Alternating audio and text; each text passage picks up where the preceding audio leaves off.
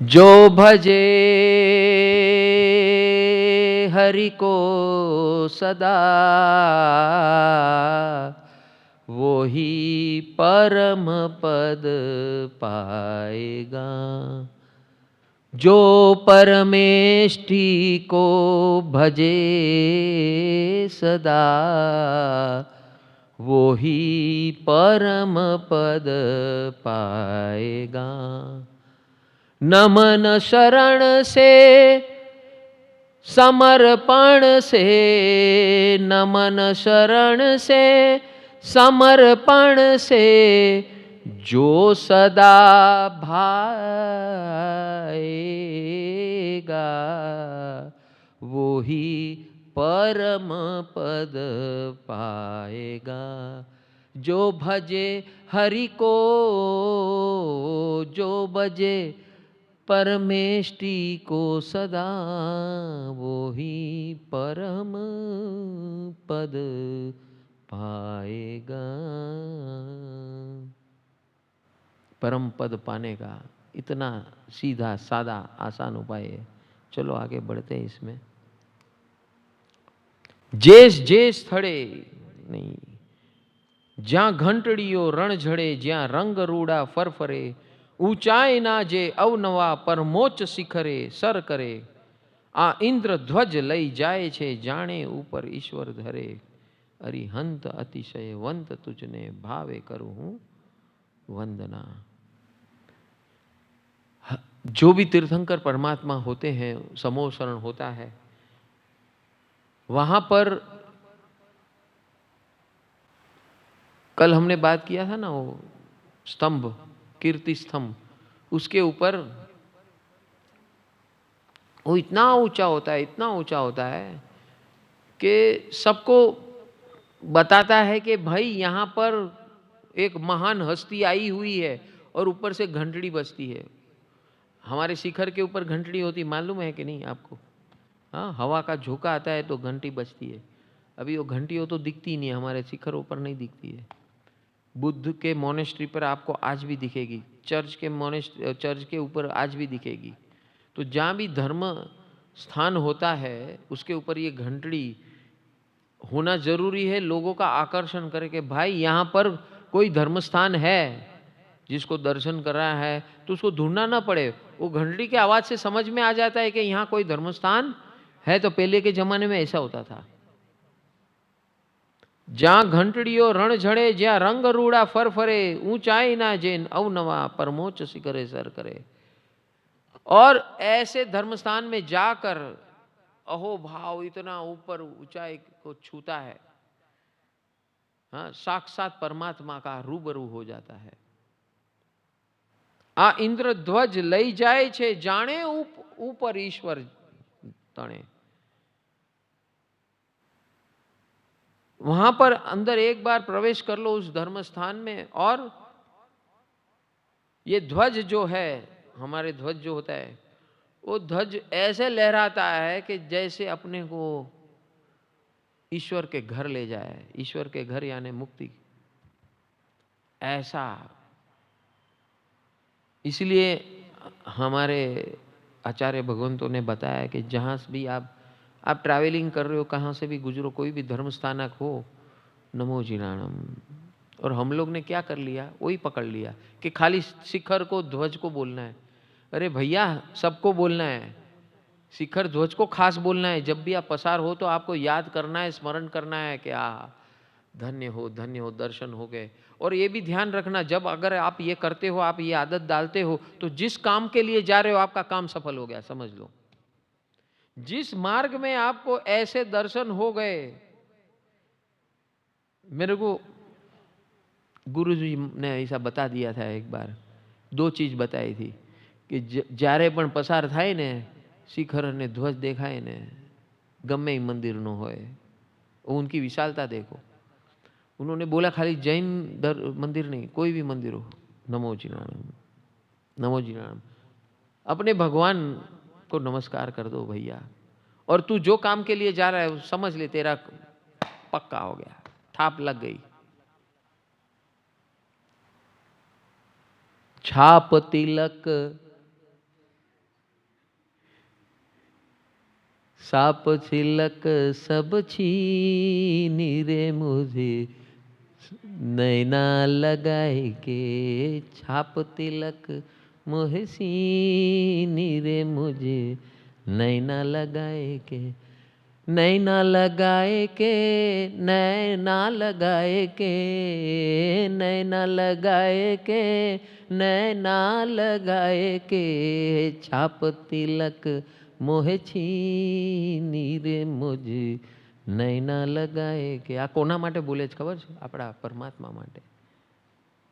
अरे नैना लगाए के किसके साथ लगाए? ये मेरे परमात्मा के साथ।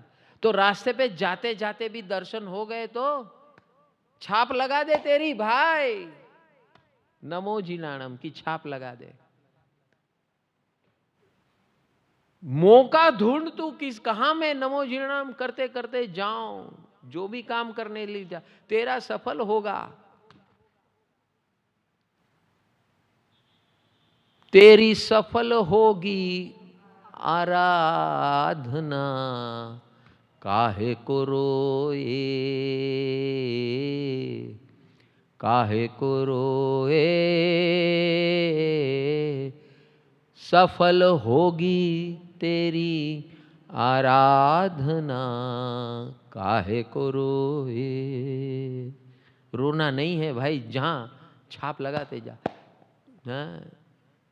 नैना लगाए के छाप, नैना ऐसे लगाओ भगवान के साथ, दिल के साथ, कि जहां जाओ वहां तेरा जाहो जलाली, जय हो जय हो, जय हो, मंगल हो, सफल हो, सुकून हो। और इसलिए आगे बोलते हैं, लक्ष्मी वसे जे जिन चरण में एवं कहीं समझाओ। तो जिन परमात्मा के जहां दर्शन हो गए, आपने छाप लगा दी, तो क्या बोले? लक्ष्मी वछे से जिन चरण में एवं कहीं समझावा, देवो रचे से तुझ चरण नीचे, स्वर्ण कमलो नव नवा। भगवान के पैर जमीन पे नहीं पड़ने चाहिए, भगवान के पैर जमीन पे नहीं पड़ने चाहिए, इसीलिए देव लोग स्वर्ण कमल यहां दिखा है। क्या? स्वर्ण कमल, नवा नवा, नव नवा। एक पैर रखे वहां पे 10 कमल रख देते हैं कि अभी भगवान दूसरा पैर रखे, तीसरा कहां रखना है उनको पता चले कि इस पे रखना है। और इतना मखमली होता है, बाकी सोनू तो मेटल होए, खूंचे भाई, खूंचे नहीं, आ गादी जेવું लागे। તમે એની પાછળ પાછળ દોડો, ઉપાડતા જાજો।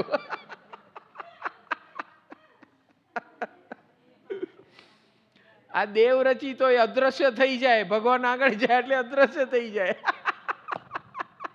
નહીં તો દોડજો એની પાછળ, એ સ્વર્ણ કમલ આવવા દો।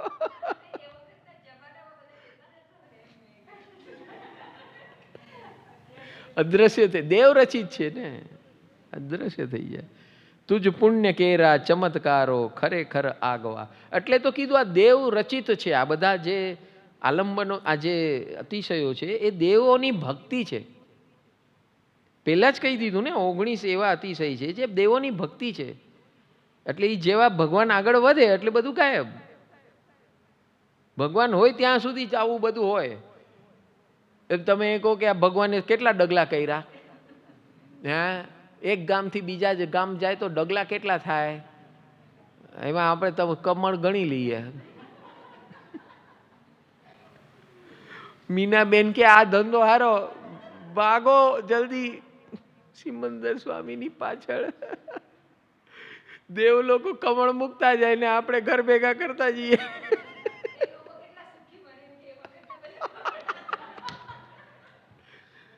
તમે જન્મ લઈ શકો છો મહાવીદેમાં કમળ માટે, ભગવાન માટે નહીં, કમળ માટે। બુદ્ધિ કેવી જાય વાણિયાની। વાણીઓને વાણિયણ જાત્રાએ જાય।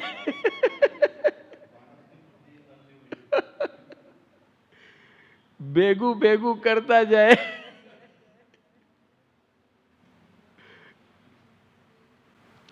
So this is Prabhu Bhakti, बाकी की भक्ति आगे बढ़ाएंगे कल।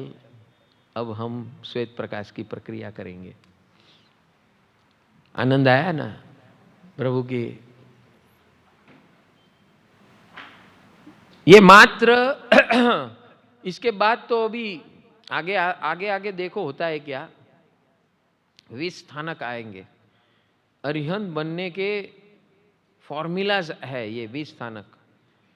ये तो आप अभी अरिहंत परमात्मा के गुणों के बारे में सुन रहे हो आप, कि भगवान के पीछे कितने लोग पागल थे, कैसे थे, क्या कर रहे थे, और कैसे भक्त लोग थे, और मुझे क्या बनना है। ये प्रेरणा है हमारे लिए कि मुझे प्रभु के लिए मैं क्या कर सकता हूं, और मेरी भक्ति से मेरा बुकिंग कर सकता हूं मैं। ये देवलोक के देव हैं, वो क्यों करते हैं? ये भक्ति कर सकते हैं, साधना नहीं कर सकते, आराधना नहीं कर सकते। ये समझ लेना, देव देवी यहाँ स्वर्ग लोक के आप हमारे और आपके जैसे ऐसे उपध्यान नहीं कर सकते, साधना नहीं कर सकते, आराधना नहीं। वो क्या कर सकते? ऐसी भक्ति कर सकते। नृत्य, गान, रचना, चामर ढालना, ये सब खड़ा करना, ये सब भक्ति करना, वो सब कर सकते हैं। वो भक्ति उसको आगे के भव में जाके परमात्मा मिल जाते हैं। तो वो भक्ति क्यों करते हैं? अगले भव में भी भक्ति की है, इसलिए इस भव में स्वर्गलोक में भी उनको भक्ति सूझती है।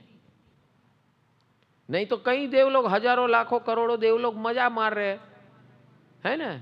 आप लोग यहाँ है, दूसरे लोग मजा मार रहे हैं, आपका ध्यान जाता है मजा मारने वाले पे? नहीं, आपको लगता है बेचारे बेचारे, वो करुणा आती है, और हम कितना मौज ले रहे हैं, और उनको आपके ऊपर दया आती है કે બધું હોવા છતાં ક્યાં ગયા છે આવે ઓલો પંકજભાઈ પાછળ પાછળ, એ તો એક પાગલ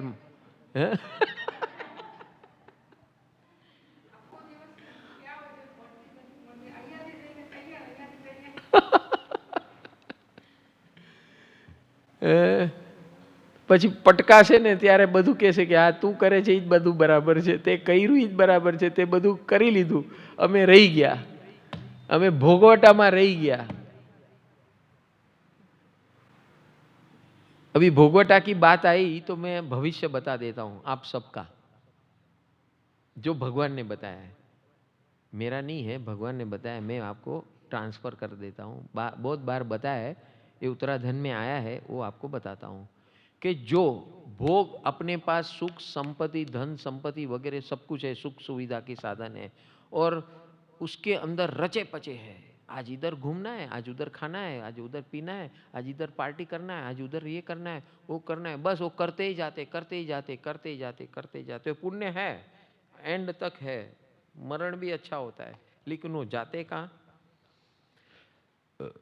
पता है? कहाँ जाते? तिर्यंच में जाते हैं, पशु पक्षी जीव जंतु में। जो चीज उसको बहुत भाती है ना, वहीं उसका जन्म होता है। એને પહાડ આ બધું બહુ ગમે ને, તો એને પહાડમાં જ જન્મ થાય, એટલે પહાડમાં કીડા તરીકે જન્મ થાય।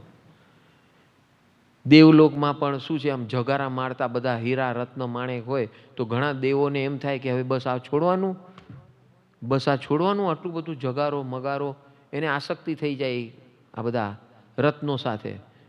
તો મરણ થઈને સીધો તિર્યંશમાં જઈને ત્યાં જ રત્નોમાં જન્મે, તિર્યંશ कीड़ा तरीके।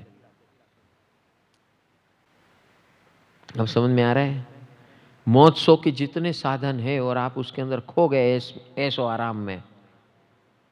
आपके पास जो भी धन संपत्ति आया उसको खड़ा करो, ऐस आराम के साधन खड़े करो, किए जाओ उसके अंदर, मरे जाओ, और दिन भर जीवन भर उसमें घुसे रहो, पड़े रहो, मरे रहो। तिर्यंश में आप उसी के अंदर कीड़े बन जाओगे। आपको किस व्यक्ति के बारे में आसक्ति है? व्यक्ति, पति पत्नी, माँ बाप, बच्चे, संतान, गर्लफ्रेंड, बॉयफ्रेंड, जिसके अंदर आसक्ति है, आप अगर गए तो उसके शरीर में कीड़े बने होंगे। सोच लेना, सोच लेना। घना ने एम थाय ने कि तारा वगर हूँ न जीवी सकूं। वास्तव में होता है, ऐसे बोलने के डायलॉग नहीं होते, वो महसूस भी करते हैं ऐसा।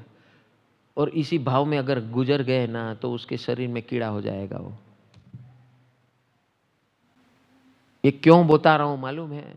कि जब पुण्य बहुत होता है, सुख सुविधा अनुकूलता होती है, तब ऐसे विचार आते हैं और ऐसे विचार के अंदर ही घूमते रहते हैं और फिर उसी के अंदर कीड़ा स्वरूप पैदा होते हैं। ये भगवान ने बताया है। यानी मौज शौक ये वो उसके अंदर रचे पचे जो लोग रहते मनुष्य बन के भी, तो बस उसके अंदर वो घोड़ा गाड़ी ये वो फला ढीकना पूछना अपना उसी के अंदर संवारना मेंटेन करना वो करना ये करना उसी में पड़े रहते हैं। तो उसी के कीड़े बनते हैं।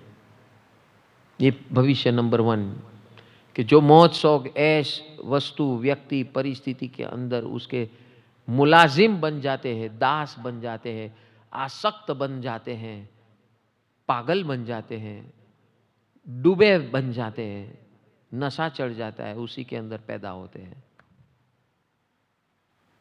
अब दूसरे लोग जो हैं, जो उसके पास सुख सुविधा हो न हो, पुण्य हो न हो, उसके पास ये वृत्ति है कि कुछ भी हो दूसरे को चैन सुख चैन से जीने नहीं देना, उसकी खुजली करते रहना, उसकी टांग खींचते रहना, उसका बिगाड़ते रहना, और उसमें उसको खुशी मिलती है। दूसरे को रुलाने में खुशी मिलती है, टांग खींचने में खुशी मिलती है, खराब करने में खुशी मिलती है, खून करने में खुशी मिलती है, चोरी करने में खुशी मिलती है, हिंसा करने में खुशी मिलती है। वो रक्त पीते हैं काट के, कई लोग पशु को काटता है फ्रेश ब्लड पीते हैं, मालूम है आपको? ऐसे लोग हैं।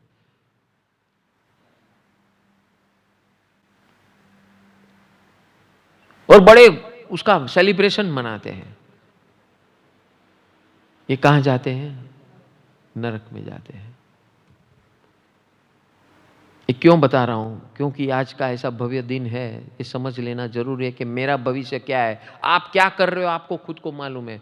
दूसरे को पूछने की जरूरत ही नहीं है कि मेरा अगला भाव क्या है। आप अगर ये कांड कर रहे हो तो आपका अगला भाव ये निश्चित है। ये और उद्यान में आए हैं तो ये चेतावनी दे रहे हैं भगवान कि भाई सुधर जा, अभी भी मौका है, तू यहां पर सुधर सकता है, ऐश में है, मौज शौक में है, तो अब जल्दी से जल्दी निकल जा उसमें से। उसका मतलब ये नहीं घर बार छोड़ रहे कि ऐश और ऐश का जीवन छोड़ दे कि तू अपना अच्छा सा बंगला बेच डाल, ऐसा नहीं है। लेकिन उसके अंदर आसक्त मत बन जा, उसके अंदर पागल मत बन जा, उसके बगैर न चले ऐसा मत करना, पराधीन मत बनना। समझ में आया? 2 चेतावनी। तीसरी चेतावनी, तिर्यंश हो गया, नरक हो गया, मनुष्य तो हो ही। तीसरी चेतावनी दी भगवान ने कि तूने बहुत धर्म कर लिया, तप त्याग कर लिया, साधु जीवन भी ले लिया, सब कुछ छोड़ दिया, अच्छा सा तप त्याग कर लिया, संयम कर लिया, लेकिन मन में क्या रहा कि इसके बदले में मुझे सब कुछ मिल जाए जो मैंने नहीं पाया है। तो उसको क्या मिलता है? स्वर्गलोक। तो उसने तप त्याग को बार्टर सिस्टम में बेच दिया, क्योंकि उसके तप त्याग सुख साधन सामग्री के पीछे था। तो उसको भेज दिया कर्म सत्ता ने, चलो जाओ, कौन सा देवलोक चाहिए भाई। तो 5वें देवलोक तक ऐसे देव होते हैं, और 6ठे 7वें के ऊपर जितने देव होते हैं वो सम्यक दृष्टि देव होते हैं। यानी धर्म ध्यान किया है, धर्म समझ के किया है, सम्यक दृष्टि से किया है, लेकिन उसमें कोई कचास है तो उसको उस प्रकार का स्वर्गलोक मिलता है। और नीचे आकर वो मनुष्य बनते हैं, मनुष्य बन के साधना करके मुक्ति को जाते हैं। इन 5वें देवलोक तक ऐसे देव बनते हैं जो हमारे जैसे ही जीते हैं ऊपर। हमारा गुरु महाराज मजाक करता है घनी बार शादीशुदा लोगोની, પરણેલા હોય ને કે દેવલોક જવું છે, ત્યાં શું થાય ખબર? પેલા 2 દેવલોકમાં ત્યાં લડાઈ થાય હો, કે આ મારી પત્ની છે ને આ ઓલી મારી પત્ની છે, એમાં મારામારી કરે, જે જીતે એ લઈ જાય. અને જો હારે તો કોક વાર છુપી રીતે આવે અને છુપી રીતે ઉપાડીને લઈ જાય. આવું ત્યાંય થાય છે. એટલે અહીંયા ને ત્યાં બહુ ફરક છે નહીં. એટલે દેવલોકનું જોઈએ જ હવે દેવલોક તારે? બોલે કે ના ભાઈ, અહીંયા જેવું ત્યાં હોય તો મારે હું ત્યાં જવું છે.